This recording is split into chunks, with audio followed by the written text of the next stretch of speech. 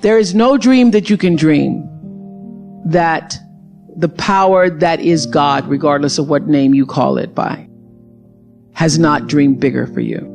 So let's just, for the sake of everybody being on the same page, let's use life for God. Life has dreamed a dream for you. And your goal, your number one job is to figure out what that dream is and align yourself with the dream, because the dream cannot come to you unless you're willing to meet it energetically in the same place. So if your energy is off, if you are not in flow with God's dream for you, with life's dream for you, if you are out of order, if you are out of sync, it cannot come to you. It will not come, because the whole purpose of your life is to line yourself up with the purpose. And so if you are operating in fear, if you are operating in jealousy, jealousy will kill you. Any kind of anger or jealousy you have about anybody else. So here are a couple laws I have. The first law is the third law of motion in physics, which says for every action, there's an equal and opposite reaction. And we showed that very beautifully in The Color Purple when Miss Seeley says to Mr., everything you even try to do to me is already done to you.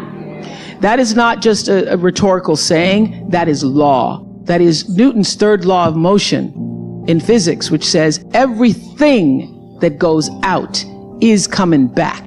It's just like everything that goes up is coming down. May take it a long time to come down, is coming down. Everything that goes out is coming back. It's coming back. So to answer the power of manifestation and meditation, what meditation does is sync you up with the source. What meditation does is allows you to literally tap into the power that created you so that you are in alignment with that. And so when you carry that out into the world, everything that you do comes from the center of that alignment that's coming from the source that we call God, we call divine energy, divine intelligence, whatever name you want to give it to, we call life. When you are synced up with life, life just gives to you. It opens doors. It creates experiences. It allows you to meet people. Things show up you never thought were going to show up. And you are doing what is the purpose of your soul being here. So one of my favorite teachers is Gary Zukav, who says that authentic power is when you learn to use your personality, which I've done very well. Use your personality to serve the energy of your soul. So you are the bigger soul that has a personality. When you figure out how to I have a big personality. It's lovely, it's charming, but it's not me. It's not me. I am here to do my soul's work. And I use my personality to serve the soul's work. And because I know what the soul's work is, I heard somebody ask earlier about what should you be praying. The prayer is use me. You are here to be used as a vessel from the source from which you have come. And everybody has a different talent. And the reason we're all so messed up is because you're looking at everybody else's talent and wishing you had some of their talent. All the energy that you spend thinking about, wishing about, being jealous of, envious of anybody else is energy that you're not only putting out is going to come back to you negatively, but you're taking that away from you. All your energy should be forced on what do I have to offer? What do I have to give? How can I be used in service? Because Dr. King's message of not everybody can be famous, but everybody can be great, because greatness is determined by service.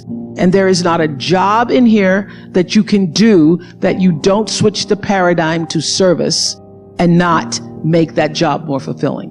I don't care what the job is. If you say, I'm a singer, I'm a dancer, I'm an artist, I'm a teacher, I'm a nurse, I'm a doctor, I'm a janitor, I'm a clerk, if you say, if I look at this from how do I use this in service to something bigger than myself.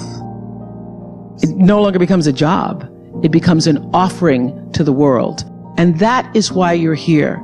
And when you can line up with whatever that is, line up with that. And all you have to do is keep asking the question. And ask the question in purity, not in, when's it gonna come?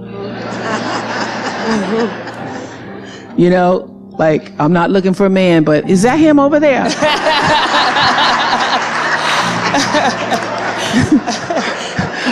I played that game. When you could do that, then it comes. It opens up. Don't you see that? I try to do it every day, because if you don't, it's usually a more messed up day. Doesn't mean you don't get through life, because a lot of people getting through life. It just means your life isn't as enhanced. And everybody who's afraid of meditation, don't even call it meditation. Don't call it that. Just say, I'm going to have, I have what I have a prayer chair. I have a prayer chair. And then I have just a place where I just go and be still. And the reason why people have so many struggles is because you're struggling against what is for you. You're pushing against it. So when you find that you're not moving forward, you need to stop and get still and say, what am I resisting? What am I pushing against? Because it can't come through if you push against it. It only comes through if you're in flow with it. And it just flows. It flows. And it cannot flow if you're afraid. My spiritual practice is stillness when I first awaken, allowing myself the moments of awareness and recognition that it is a magnificent thing to be a human being here and now. And the glory and beauty of that sustains and has brought me a peace that I cannot even explain. There is a richness and a wealth and a peace that goes beyond any material possession or award or acclaim or anything that you could acquire. The peace of knowing that there is a presence, a force field. I use the word God, but God often seems small compared to what I know it to be.